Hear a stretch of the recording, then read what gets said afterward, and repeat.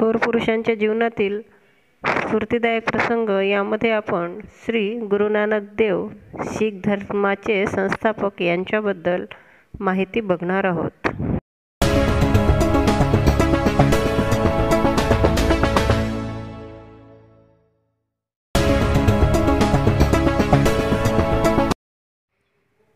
थोर व्यक्तींच्या जीवनातील स्फूर्तिदायक प्रसंग आपण या चॅनलवर पाहत आहोत।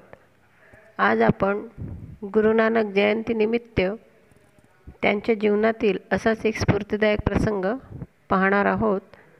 गुरु नानक देव हे शीख धर्माचे संस्थापक होते। त्यांनी मानवतावादावर जास्त भर दिला।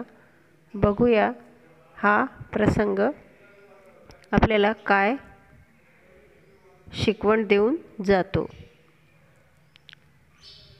प्रसंगाचं नाव आहे शेतात पाणी का नाही जाणार।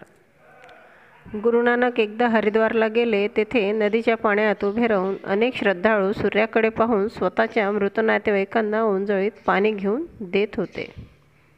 नानकांना हे पाहून खूप आश्चर्य वाटले। मेलेल्या नातेवाईकांना या रीतीने पाणी पोचणार नाही ही गोष्ट त्यांना समजावून सांगावी अशी इच्छा नानकांना झाली। त्यासाठी त्यांनी मनात एक युक्ती योजली। उलट्या दिशेकडे आपले तोंड करून ते पाणी ओंजळीत भरून तिलांजली देऊ लागले।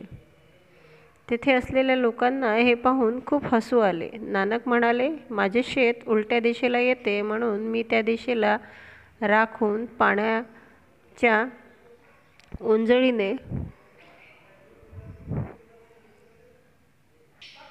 तेथे असलेल्या लोकांना हे पाहून खूप हसू आले। नानक म्हणाले, माझे शेत उलट्या दिशेला येते म्हणून मी त्या दिशेला मुख राखून पाण्याच्या ओंजळी देतो। असे केले तरच माझ्या शेतात या ओंजळीने पाणी पोचू शकेल ना। लोक हसू लागले।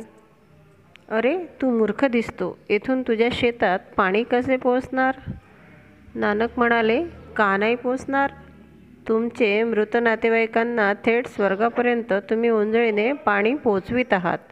मी तर केवळ माझ्या शेतापर्यंत पाणी का नाही पोचू शकणार। हे ऐकून सर्वजण निरुत्तर झाले।